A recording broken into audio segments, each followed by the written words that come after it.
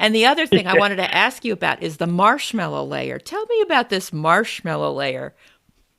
Sure. I first discovered it early in my career. I started with a large corporation in California. And over the 7 years that I was there, I had lots of mobility.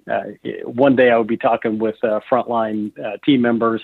It was a 28,000 person company. And then maybe a couple of days later, I'm talking to executives. It's just kind of the nature of the roles that I was in often. And what I was struck by was an organization going through lots and lots of transformational change at that point in time. And I was really struck I would talk to frontline team members and they would talk about the need to deliver better service to customers, to get the bureaucracy out of the way, get the stupid rules, policies, and procedures out of the way so that they could be more efficient. And if they did that, they felt like we could earn more money for our shareholders.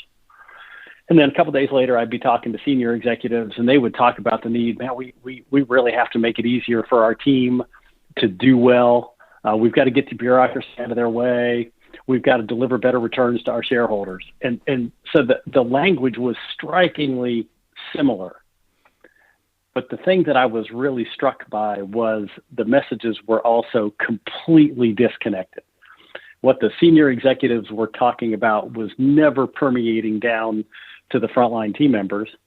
And the challenges and the issues that the frontline team members saw and had to deal with every day were never permeating their way back up to the senior executives.